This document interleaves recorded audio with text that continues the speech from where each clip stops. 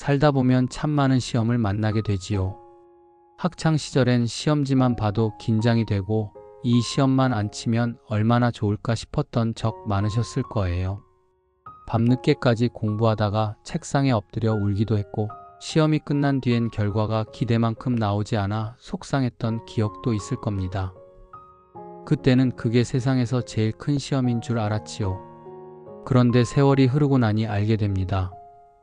그때의 시험은 오히려 단순하고 가벼운 편이었구나 하고요. 인생의 길 위에서 우리가 만나는 시험은 머리로 푸는 문제가 아니라 마음과 영혼을 송두리째 흔드는 것들이 많습니다. 어느 날 갑자기 건강을 잃기도 합니다. 성실히 다니던 직장을 잃고 생계가 막막해지기도 하지요. 믿었던 가족이나 친구와 관계가 틀어져 마음 깊은 곳이 무너져 내릴 때도 있습니다. 몇 년 동안 공들였던 일이 하루아침에 무너져 버리기도 합니다.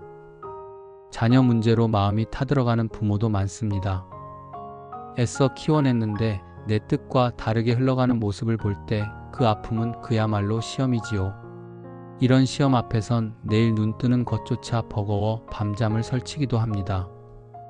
혹시 지금 그런 터널 같은 시험을 지나고 계신가요? 언제 끝날지 몰라 믿음이 흔들리고 기도해도 응답이 더디게 느껴져 지쳐버린 상황 말입니다.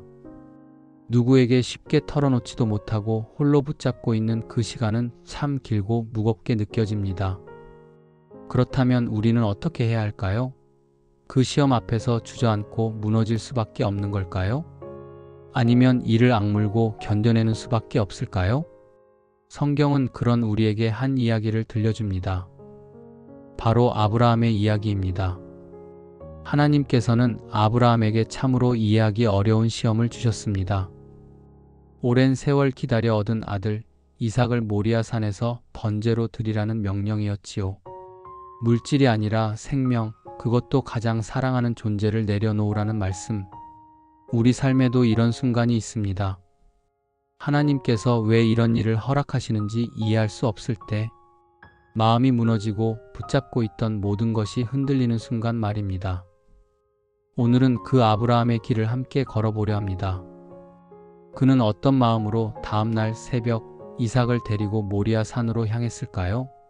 하나님은 그 과정을 통해 아브라함에게 무엇을 가르치고 싶으셨을까요? 그리고 그 말씀이 오늘 우리에게는 어떤 힘과 위로가 될까요? 때론 시험이 끝나기를 바라며 하루하루 눈물로 버티지만 성경은 우리에게 그 시험 속에서도 하나님이 여전히 일하신다는 메시지를 전해줍니다. 아브라함의 이야기처럼 하나님은 결코 우리를 시험에 버려두지 않으시고 결국에는 길을 내어주시는 분이십니다. 오늘 이 말씀을 함께 묵상하며 혹시 무너질 듯 흔들리는 마음 위에 작은 소망의 등불이 켜지기를 바랍니다. 우리의 모든 눈물과 시험이 결코 헛되지 않고 하나님의 손 안에서 새롭게 빚어질 줄 믿습니다. 어느 날 하나님께서 아브람을 부르셨습니다. 고향과 친척, 아버지 집을 떠나라. 내가 내게 보여줄 땅으로 가라. 이때 당신은 자신의 영역 밖으로 나가는 것은 정말 위험한 일이었지만 아브람은 그 말씀을 붙잡고 길을 나섰습니다. 익숙한 모든 것을 뒤로하고 보이지 않는 약속만 따라갔습니다. 그리고 하나님은 또 다른 약속을 주셨습니다. 내 자손이 하늘의 별처럼 많아질 것이다. 늦도록 자녀가 없던 아브람에게는 믿기 어려운 말씀이었습니다. 그러나 하나님은 결국 약속을 이루셨습니다. 그 아들이 바로 이삭이었습니다. 늦게 얻은 아들이었기에 이삭은 아브라함과 사라의 눈에 더없이 소중했습니다. 웃음이 되었고 기쁨이 되었고 삶의 이유가 되었습니다. 그런데 어느 날 이삭이 사춘기가 되었을 무렵 하나님께서 아브라함에게 또 말씀하셨습니다.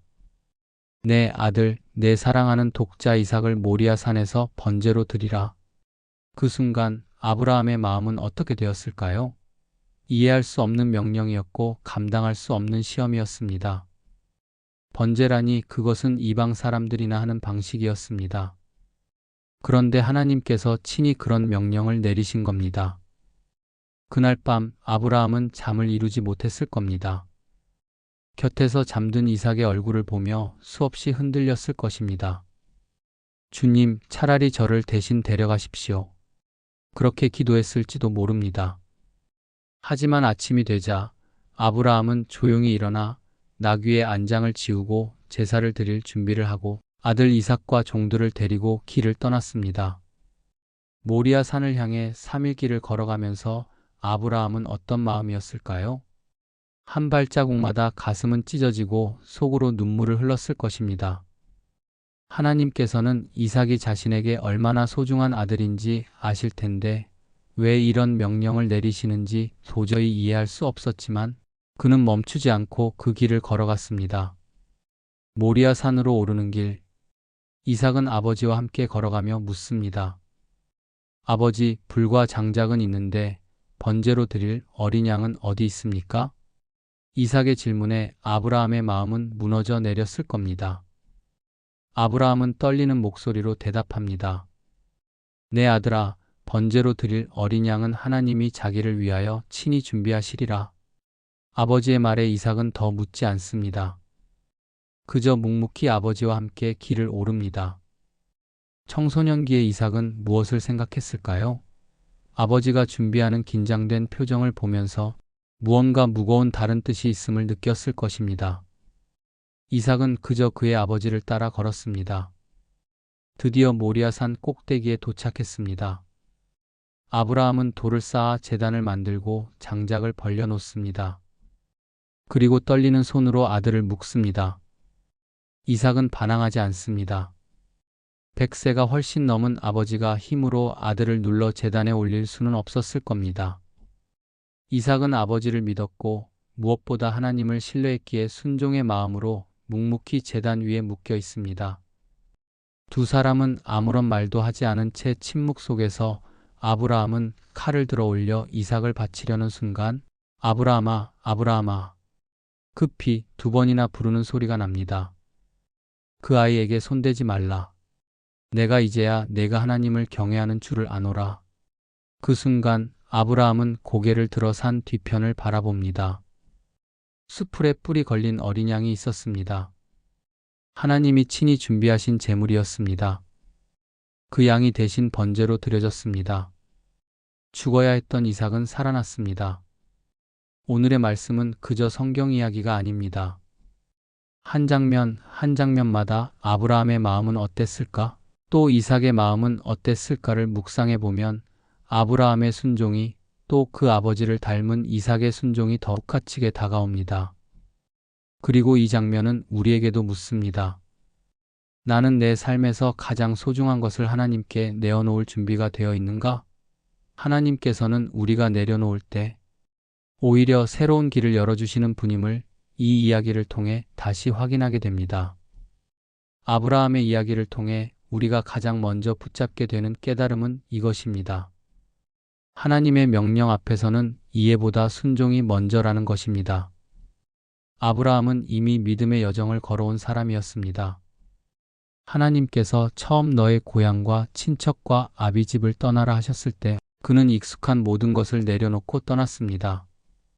편안했던 생활, 오랜 세월 함께했던 사람들, 익숙한 문화와 안전한 경계선을 모두 뒤로하고 보이지 않는 약속 하나를 붙잡고 길을 나섰습니다.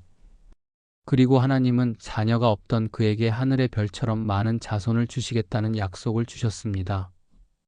상식으로는 도저히 믿을 수 없는 말씀이었지만 아브라함은 그 약속을 붙잡았습니다. 긴 기다림 끝에 하나님은 이삭이라는 아들을 주셨습니다. 100세에 얻은 아들, 늦게 얻은 아들이었기에 이삭은 단순한 아들이 아니라 하나님의 약속 그 자체요. 아브라함과 사라의 웃음과 기쁨이었습니다. 그런데 하나님은 또다시 말씀하십니다. 이번에는 전혀 차원이 다른 명령이었습니다. 내 아들, 내 사랑하는 독자 이삭을 모리아 산에서 번제로 드리라.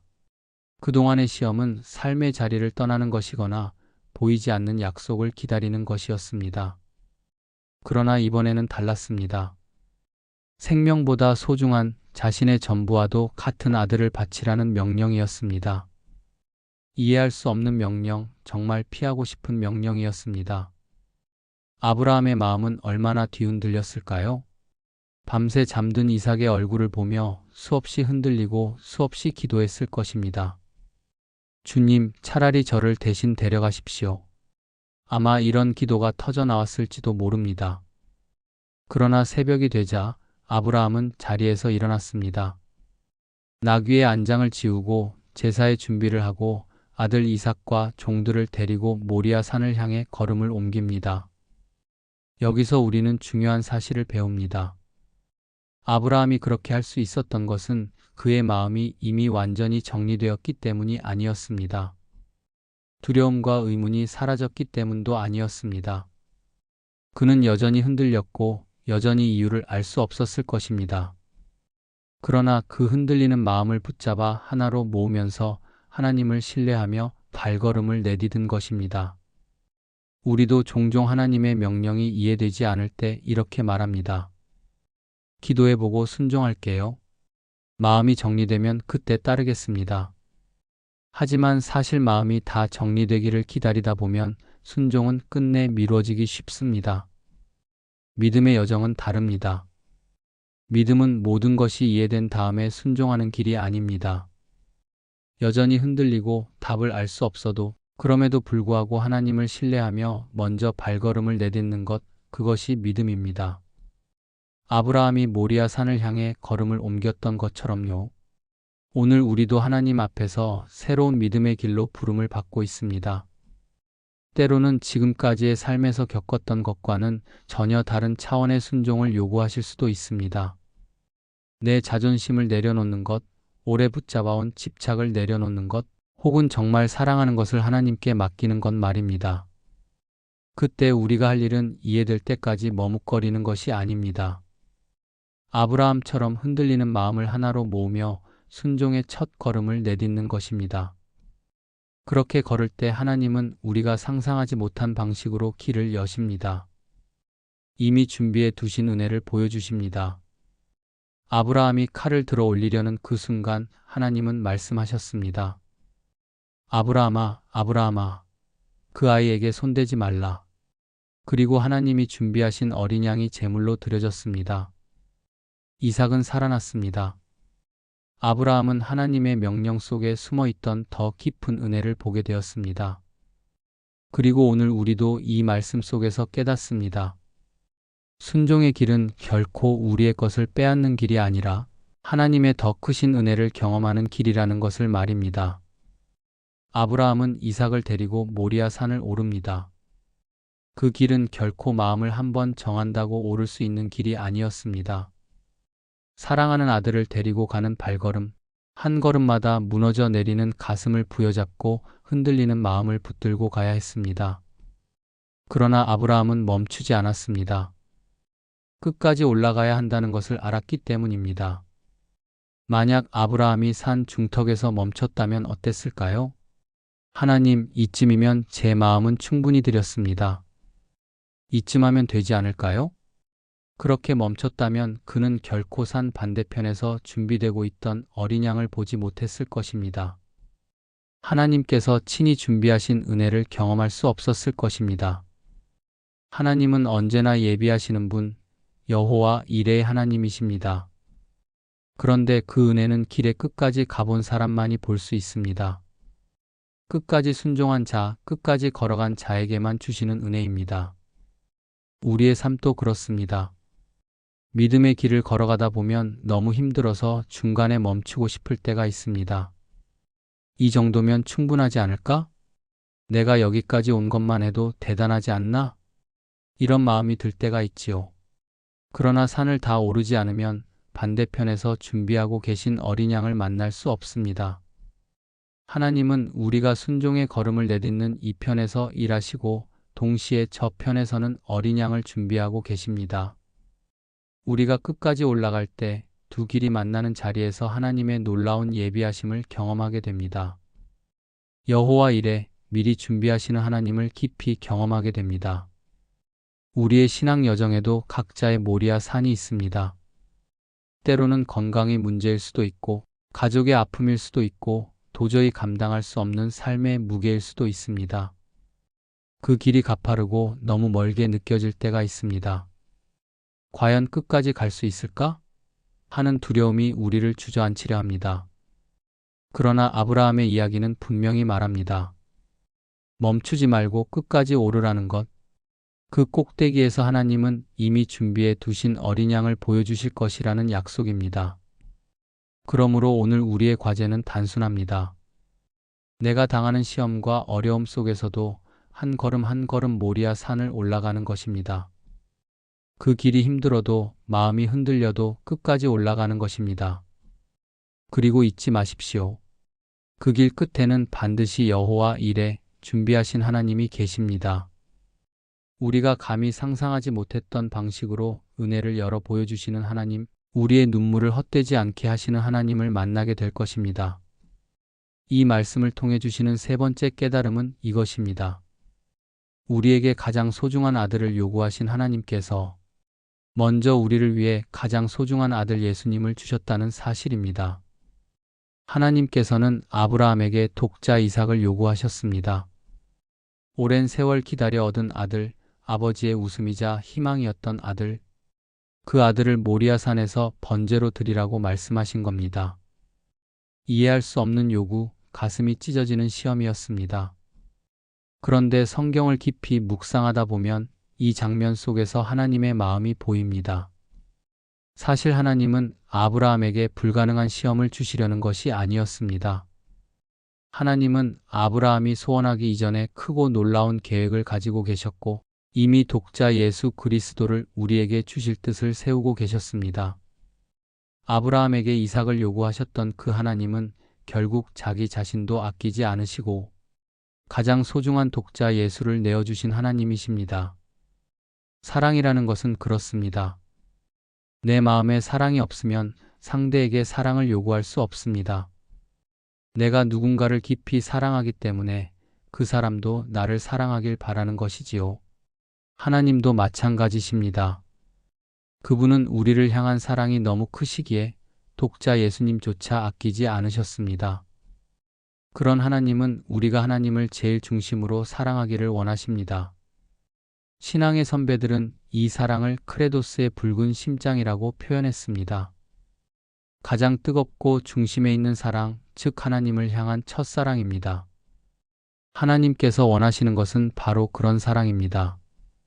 겉으로 드리는 제사보다, 형식적인 신앙보다 마음 깊은 곳에서 하나님을 첫 번째로 두는 사랑 말입니다. 그리고 그 사랑은 억지가 아니라 감사에서 흘러나옵니다. 나를 위해 독생자를 주신 그 크신 사랑을 알게 될 때 우리는 다시 하나님을 첫 자리에 모실 힘을 얻게 됩니다. 오늘도 그 사랑 안에서 우리의 심장을 뜨겁게 뛰게 하시는 하나님을 깊이 묵상하시기를 바랍니다. 그렇다면 우리의 삶에서 이삭은 무엇일까요? 오늘 우리에게 하나님께서 내려놓으라고 하시는 가장 귀하고 소중한 것은 무엇입니까? 어떤 분에게는 자녀일 수 있습니다. 내 뜻대로 잘 되길 바라지만 하나님께 온전히 맡기라는 부르심일 수 있습니다. 어떤 분에게는 경제일 수 있습니다. 불안하고 두렵지만 그 영역까지도 하나님께 의지하라는 부르심일 수 있습니다. 또 어떤 분에게는 명예나 관계일 수 있습니다. 붙잡고 싶지만 내려놓아야만 진정으로 하나님을 사랑할 수 있는 자리일 수 있습니다. 또한 각자에게는 누구도 대신 오를 수 없는 모리아 산이 있습니다. 남편도 아내도 자녀도 대신 걸어줄 수 없는 길, 오직 나만이 걸어야 하는 길이 있습니다.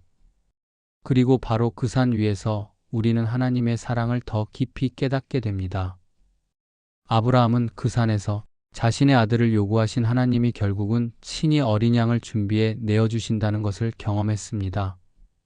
그리고 훗날 우리는 알게 됩니다. 그 사건은 예수 그리스도의 십자가를 미리 보여주는 그림자였다는 것을요. 하나님은 당신의 독자 예수님을 아끼지 않으셨습니다. 우리를 너무 사랑하셨기에 그분을 십자가에 내어주신 것입니다. 십자가는 단순히 죄사함의 사건만이 아니라 하나님이 우리를 얼마나 사랑하시는지를 가장 극적으로 보여주는 자리입니다. 그 사랑을 깊이 알게 될 때 우리는 비로소 하나님을 첫사랑으로 모실 힘을 얻게 됩니다. 사랑하는 여러분, 오늘 우리 각자의 삶 속 모리아산은 어디입니까? 혹시 자녀 문제 앞에서 무너져 내리고 계십니까? 경제적인 어려움 앞에서 두려움에 떨고 계십니까? 아니면 관계의 상처로 마음이 무너져 내리고 계십니까? 바로 그 자리가 우리를 부르시는 모리아 산입니다. 그리고 그 산은 결코 아픔과 저주가 아닙니다. 그 산은 우리가 하나님의 사랑을 더 깊이 깨닫는 자리입니다. 그 산을 오르지 않으면 결코 알 수 없는 하나님의 놀라운 은혜와 사랑을 경험하는 자리입니다. 하나님은 아브라함을 통해 이렇게 말씀하십니다. 내가 내 독자를 요구한 것처럼 나도 내 독자를 너희에게 주었다. 너희를 향한 나의 사랑은 이만큼 깊다. 그러니 너희도 나를 첫사랑으로 두어라. 오늘 우리는 각자를 부르시는 모리아 산으로 걸어가야 합니다. 힘들고 버거운 길일지라도 그 길 끝에서 우리는 반드시 만나게 될 것입니다. 독자 예수님조차 아끼지 않으신 하나님의 사랑, 우리를 위해 준비하신 구원의 은혜, 그리고 하나님이 진정으로 원하시는 우리의 붉은 심장의 사랑 말입니다. 사랑하는 여러분, 우리는 인생에서 누구나 시험을 만납니다. 그 시험은 때로 너무 무겁고 벅차서 도저히 감당할 수 없을 것처럼 느껴집니다. 사랑하는 가족에게 병마가 찾아올 때, 오랫동안 공들였던 일이 무너질 때, 믿었던 관계가 깨어질 때 우리의 마음은 깊은 우물 속에 던져지는 듯합니다. 하나님, 왜 이런 일을 제게 허락하십니까? 우리는 그렇게 묻고 싶어집니다. 그러나 아브라함의 이야기를 묵상하다 보면 시험은 단순히 우리를 괴롭히는 시간이 아니라는 것을 알게 됩니다. 시험은 하나님을 향한 우리의 사랑이 어디에 있는지, 무엇을 중심에 두고 살아가는지를 드러내는 시간입니다. 다시 말해, 시험은 하나님께서 우리에게 물으시는 순간입니다. 너는 나를 가장 사랑하느냐? 아브라함에게는 독자 이삭이 있었습니다. 100세에 얻은 아들, 그 무엇과도 바꿀 수 없는 귀한 존재였습니다. 하나님은 그 아들을 모리아 산에서 번제로 드리라고 요구하셨습니다. 이해할 수 없는 명령, 가슴이 찢어지는 시험이었습니다. 그러나 그 시험은 결국 아브라함이 하나님을 중심으로 가장 사랑하는지를 확인하는 시간이었습니다. 아브라함은 흔들렸지만 멈추지 않았습니다. 끝까지 모리아 산을 오르며 하나님이 준비하신 어린 양을 보았습니다. 그리고 그 사건은 예수 그리스도의 십자가를 미리 보여주는 그림자가 되었습니다. 하나님은 우리를 너무 사랑하셔서 독자 예수님조차 아끼지 않으시고 내어주셨습니다. 십자가는 하나님 사랑의 가장 극적인 증거입니다. 사랑하는 여러분, 우리의 삶에도 각자의 모리아 산이 있습니다. 어떤 이에게는 자녀가, 어떤 이에게는 경제와 안전이, 또 다른 이에게는 명예와 관계가 그럴 수 있습니다. 그것들이 잘못된 것이 아니라 하나님보다 더 앞설 때 문제가 됩니다. 시험은 바로 그 자리에서 하나님을 첫사랑으로 모시는지를 확인하는 시간입니다. 그리고 잊지 말아야 할 사실은 그 길이 결코 혼자의 길이 아니라는 것입니다. 아브라함이 홀로 산을 오르는 것 같았지만 하나님은 처음부터 함께 계셨습니다. 우리의 시험의 길에도 하나님은 한 걸음 한 걸음 동행하시며 결국 은혜의 자리로 인도하십니다. 그러므로 오늘도 우리는 흔들려도 멈추지 말아야 합니다. 시험 속에서도 하나님을 가장 사랑하는 자리로 우리의 마음을 다시 드려야 합니다. 그때 우리는 깨닫게 됩니다. 그 고된 길 위에서조차 혼자가 아니었음을, 하나님이 언제나 함께 하셨음을 말입니다. 그리고 마침내 준비된 은혜, 여호와 이레의 하나님을 만나게 될 것입니다. 오늘도 우리를 부르시는 모리아 산으로 고독하게 걸어가지만 그 길 속에 함께 동행하시는 하나님을 누리시길 소망합니다.